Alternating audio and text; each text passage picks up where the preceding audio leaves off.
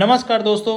Rich dad poor dad पुस्तक Robert T Kiyosaki द्वारा लिखी गई है, जिसमें पैसों का मैनेजमेंट बहुत अच्छी तरीके से बताया गया है और यह भी बताया गया है कि अमीर लोग और गरीब लोग अपने बच्चों को कैसे पैसे का मैनेजमेंट करना सिखाते हैं तथा पैसों के बारे में क्या क्या बातें बताते हैं।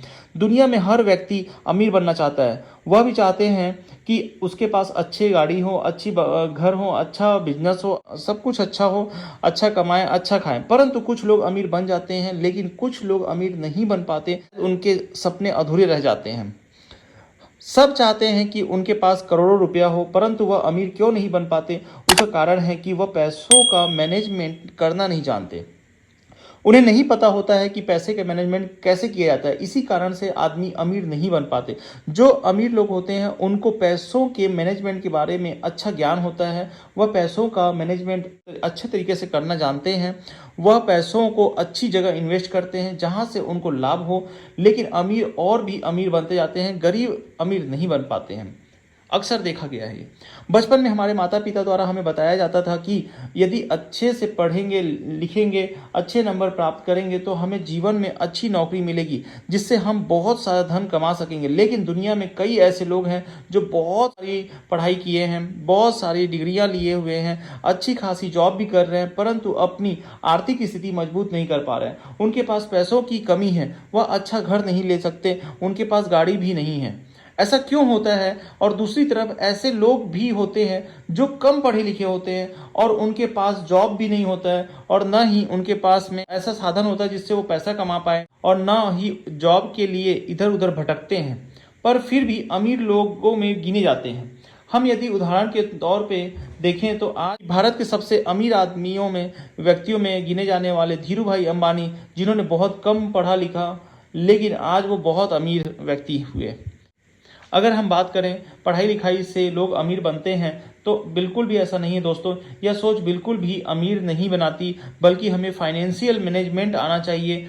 किस तरह से फाइनेंशियल मैनेजमेंट करके अमीर बन सकते हैं, यह बात इस बुक में रॉबर्ट टी कियोसाकी द्वारा लिखी रिच डैड पुअर डैड में बताई गई है। रॉबर्ट टी कियोसाकी के बारे में बात करें तो उनके दो पिता थे। एक पिता बहुत ज़्यादा अमीर थे तथा दूसरे पिता बहुत गरीब थे। अब आप पूछेंगे दो पिता कैसे हो सकते हैं? तो जी हाँ, जो उनके असली पिता थे वह बहुत ही गरीब थे और बहुत ज़्यादा पढ़े लिखे थे। उनके पास काफ़ी डिग्रियां थी, परंतु अपने बेस्ट फ्रेंड के पिता को ही अपना पिता मानते थे। तो इस तरह से वो उनके दूसरे पिता थे जो बहुत ज़्यादा अमीर थे और अपने क्षेत्र में काफ़ी सफल थे। उनके दोनों पिता ने साथ में ही पढ़ाई की थी। उन्होंने कड़ी मेहनत परिश्रम भी किया था, परंतु अमीर पिता ने पढ़ाई बीच में ही छोड़ दी थी। बल्कि जो गरीब पिता थे उन्होंने पढ़ाई जारी रखी, लेकिन अपने क्षेत्र में दोनों ने काफ़ी मेहनत करके अपनी सफलता प्राप्त की। लेकिन दोनों पिता के बीच में पैसों का जो मैनेजमेंट था, जो पैसे कमाने के राय थे, वो बिल्कुल अलग था। रॉबर्ट टी कियोसाकी के पिताजी कहते थे कि आप ऐसी चीज नहीं खरीद सकते जो उनकी काबिलियत के बाहर की हो, परंतु दूसरे पिता उसी से कहते थे कि यदि तुम कोई वस्तु नहीं खरीद सकते हो तो उसका कारण ढूंढो कि कैसे नहीं खरीद सकते। यदि तुम्हें वह प्राप्त करनी है तो उसे कैसे खरीद सकते हो, इन प्रश्नों को आप ढूंढो। गरीब पिता की सोच नकारात्मक थी। वह रॉबर्ट द्वारा कही गई बात को यहीं पर खत्म कर देते थे, परंतु अमीर पिता द्वारा कही गई बात प्रश्नवाचक होती थी। हाँ, यदि प्रश्नवाचक होता है तो हम अक्सर सोचने पर मजबूर हो जाते हैं। हमें उसके कारण को ढूंढना होता है कि हम कैसे किसी वस्तु को खरीद सकते हैं, उसे प्राप्त कैसे कर सकते हैं। यदि कोई व्यक्ति ऐसा सोचता है कि वह किसी सामान को नहीं खरीद सकता तो उसका दिमाग काम करना बंद कर देगा। पर जो सोचता है कि मैं इस सामान को खरीद सकता हूं, पर कैसे, तो उसको ये जवाब उसका दिमाग देगा कि कैसे खरीद सकता है। तो उसके दिमाग में नकारात्मक विचार आते हैं। यदि कोई व्यक्ति सोचता है कि वह किसी सामान को नहीं खरीद सकता तो उसका दिमाग काम करना बंद कर देता है, अर्थात उसके दिमाग में नकारात्मक विचार आते हैं और वह सोचना बंद कर देता है। वहीं हम दूसरी ओर देखें कि हम उस सामान को कैसे खरीद सकते हैं, तो हमें हमारे मन में एक प्रश्नवाचक चिन्ह आ जाता है कि आखिर हम इस सामान को कैसे खरीदें और हम उस पर सोचने लग जाते हैं। अर्थात इससे यह पता लगता है कि हमें अपने दिमाग को नकारात्मक विचार बिल्कुल नहीं देनी चाहिए, हमें सदैव सकारात्मक विचार ही देना चाहिए, जिससे कि हमारा दिमाग हमेशा एक्टिव रहेगा और लगातार वह मजबूत होता जाएगा। रॉबर्ट के गरीब पिता रॉबर्ट से कहते थे कि जीवन में जोखिम नहीं लेना चाहिए, अच्छे से पढ़ाई करना चाहिए और अच्छे मार्क्स लाकर अच्छी जॉब करनी चाहिए, और यदि तुम्हारे जीवन में अमीर बनना लिखा है तो तुम अमीर बन ही जाओगे, अन्यथा नहीं बनोगे। वही दूसरे तरफ रॉबर्ट के दूसरे पिता कहते हैं कि यदि तुम्हें जीवन में कुछ करना है तो जोखिम अर्थात रिस्क लेना ही पड़ेगा।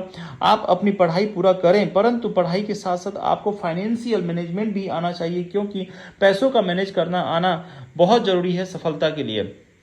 हमें जीवन में संपत्ति और दायित्व का विशेष ध्यान रखना चाहिए, क्योंकि संपत्ति से धन की बढ़ोतरी होती तथा दायित्व से धन की कमी होती है, इस पर विशेष ध्यान देना चाहिए। यदि आप जीवन में अधिक पैसा कमाना चाहते हैं और बहुत अमीर बनना चाहते हैं तो आपको अपनी संपत्ति बनाना चाहिए, जैसे जमीन खरीदना, सोना व आभूषण बनवाने चाहिए। और यदि आप यह सब नहीं करते हैं और आप लोन लेते हैं, गाड़ी लोन पर लेते हैं, घर लोन पे लेते हैं, तो फिर आप कभी जीवन में अमीर नहीं बन पाएंगे, आप गरीब ही रहेंगे। रॉबर्ट के दूसरे पिता कहते हैं कि यदि तुम काम करते हो तो तुम्हें उसका 1/4 अपने लिए रखना चाहिए, जिससे कि तुम्हारे आय प्राप्त होता रहे और उसे खुद इंप्रूवमेंट करने में लगाना चाहिए। रॉबर्ट के दोनों पिता ने रॉबर्ट को बचपन में ही बताया कि यदि तुम कोई गलती करते हो तो उस गलती को दोहराना मत, उस गलती से तुम सीख लेना और उस गलती को दोबारा न करने की इच्छा रखना, जिससे कि तुम जीवन में आगे बढ़ सकोगे और एक उच्च मुकाम को हासिल कर सकोगे। रॉबर्ट की पहले पिता का कहना था कि हमें पैसों के पीछे नहीं भागना चाहिए, हमें पैसों के लिए काम नहीं करना चाहिए, हमें काबिल होने के लिए काम करना चाहिए। बल्कि दूसरे अमीर पिता का कहना था कि हमें पैसों के लिए काम करना चाहिए, हमें पैसे कमाने के नए नए तरीके ढूंढना चाहिए। सभी को अमीर बनना है, परंतु वह अच्छे मौके की तलाश करते हैं, लेकिन अच्छा मौका बताकर नहीं आता, हमें अच्छे मौकों की पहचान करनी होती है। जिसने अच्छे मौके की पहचान कर ली वह जीवन में आगे बढ़ जाता है। चलिए इसे हम एक उदाहरण से समझते हैं। एक आदमी एक शहर से गुजर रहा था, उसने घर पर एक बोर्ड लगा हुआ देखा, उस पर लिखा था हाउस फॉर सेल। वह इस मौके को गंवाना नहीं चाहता था, क्योंकि उस समय मंदी चल रही थी, तो बहुत ही कम कीमत में वह घर मिल रहा था। उसने उस घर को खरीद लिया। कुछ समय बाद मंदी खत्म हुई और उस घर की कीमत बढ़ गई और उसने उसको 2 गुने 3 गुने दाम पे बेच दिया और उसे काफी मुनाफा हुआ। दुनिया में सभी पैसे को सहेज कर रखते हैं, सबको पैसा सहेज कर रखना बहुत अच्छी तरह से आता है, पर यहाँ इसका यह अर्थ नहीं कि पैसे एक अलमारी या गुल्लक में रखा हो, बैंक में रखा हो। अर्थात सहज कर रखना, अर्थात सहज का अर्थ क्या है कि हमें पैसे कहाँ पर इन्वेस्ट करना है, कहाँ पर खर्च करना है, जिससे कि हमारी आय बनी रहे और हम पैसे को इन्वेस्ट करते रहें। तो हमें इस बात को समझना चाहिए पैसे कहाँ पर इन्वेस्ट करना है और कहाँ पर नहीं। यदि इन्वेस्ट अच्छी जगह पर होगी तो इनकम भी अच्छी रहेगी। यहाँ पर मैंने संक्षिप्त में रिच डैड पुअर डैड पुस्तक के बारे में बताया है। उम्मीद करता हूँ आपको यह लेख पसंद आया होगा। इसे ज़रूर शेयर करें। आपको ये लेख कैसा लगा कमेंट में ज़रूर बताएं और इस वीडियो को लाइक करें, सब्सक्राइब करें। आपका इस पूरे वीडियो को सुनने के लिए, समझने के लिए बहुत बहुत दिल से बहुत बहुत धन्यवाद। थैंक यू दोस्तों।